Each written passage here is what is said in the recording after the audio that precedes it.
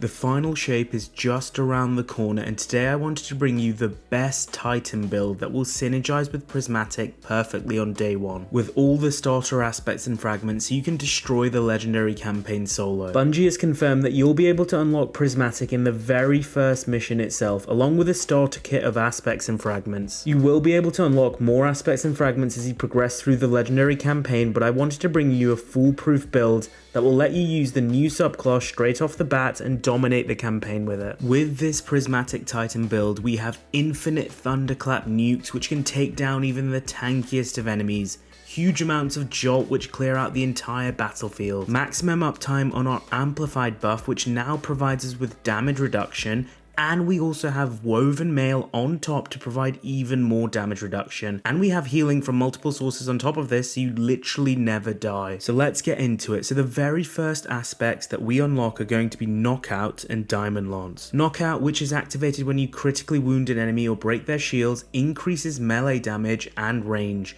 It makes your regular melee arc infused, and whenever you defeat a target with a melee, you'll get your health back and you'll become amplified. Knockout is actually getting a buff with final shape and will now provide a 50% damage increase instead of just 25% in PvE. And now instead of triggering health regeneration, it's going to instantly grant a chunk of healing, which in my eyes is a lot better. You can get from 50 to 100 HP back depending on the type of enemy you kill, and I'm sure it's going to stack, which is pretty insane. Our second aspect is Diamond Lance, which in Prismatic spawns a Diamond Lance whenever we defeat an enemy with any ability. So after using your melee and killing an enemy, we'll spawn a Diamond Lance, which we can throw or slam and freeze enemies with. Diamond Lance also received a quality of life buff, and with final shape is just all round better now and will feel much easier to use. Now the starter powered melee we want to pair these aspects with is Thunderclap. Frenzied Blade is a fantastic starting melee option as well, especially because it provides 3 charges, but Thunderclap's synergy with these 2 aspects is actually too good to pass up on. Thunderclap is a charge melee which deals massive damage in a cone in front of you depending on how long you charge it.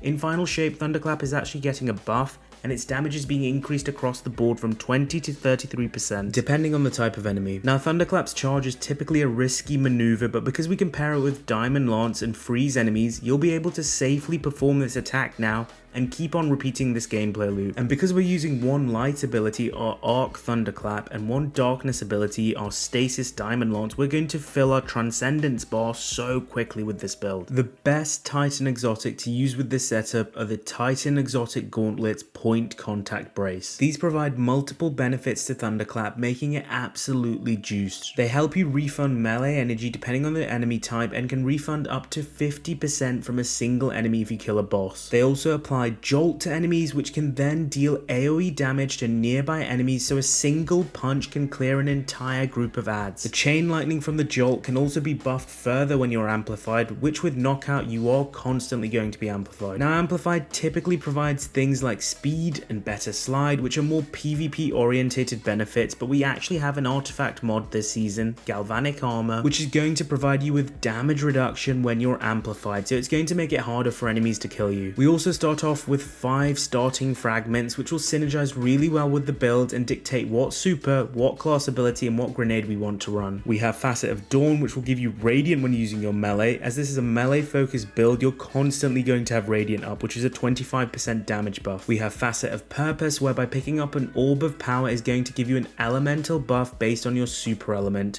So your starting supers are Thunder Crash and Blade Fury, the Strand super. So because of this fragment, you actually want to run Blade Fury. Why? Because then whenever we pick up an Orb of Power, Facet of Purpose will give us Woven Mail, which is a further 45% damage reduction, which will stack with Galvanic Armor, so you'll be taking very little damage at this point. We also have Facet of Protection, which gives us even more damage reduction on top, which will help us survive even more.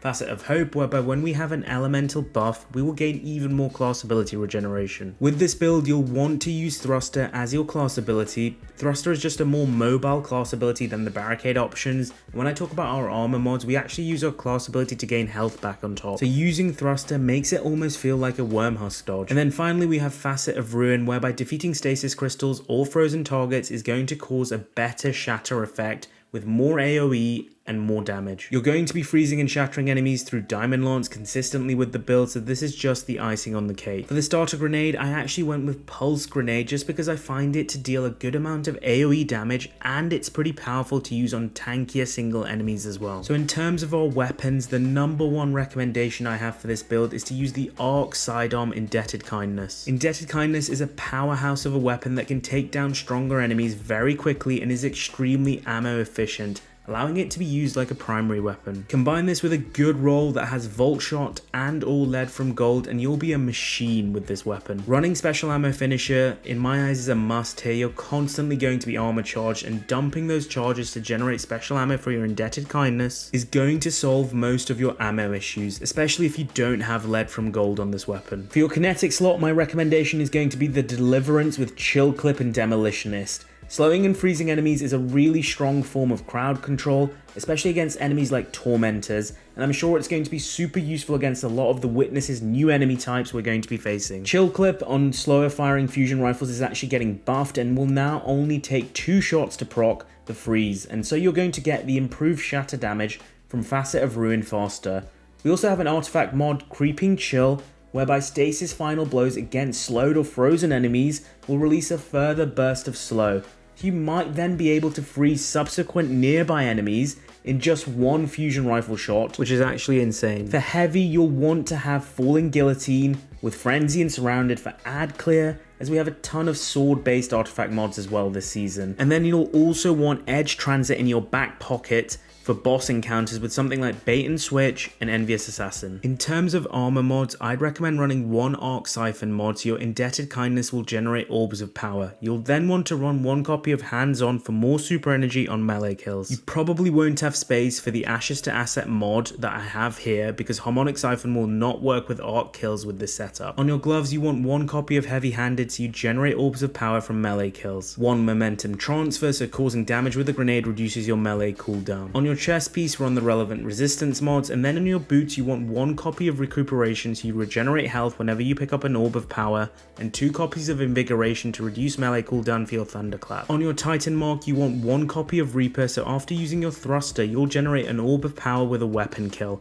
1 copy of Powerful Attraction which will hoover up any nearby orbs when you do use thruster, and synergize with Recuperation to give you a nice instant health boost similar to Wormhusk. And then finally you want Special Finisher so you can constantly generate ammo for your Indebted Kindness. For your stat distribution, the number one priority here is 100 Resilience for the 30% damage reduction, and then you want as close to 100 Strength as possible to reduce your melee cooldown. Then dump the remaining stats into Discipline for more grenade spam. So there you have it, my Titan Prismatic build for day 1 of the final shape that will help you annihilate the legendary campaign solo. If you enjoyed what I talked about, remember to smash the like button and subscribe to the channel for more Destiny builds as we get into final shape. I'm Mr. Ronit, and that's it for today. Peace out, guys.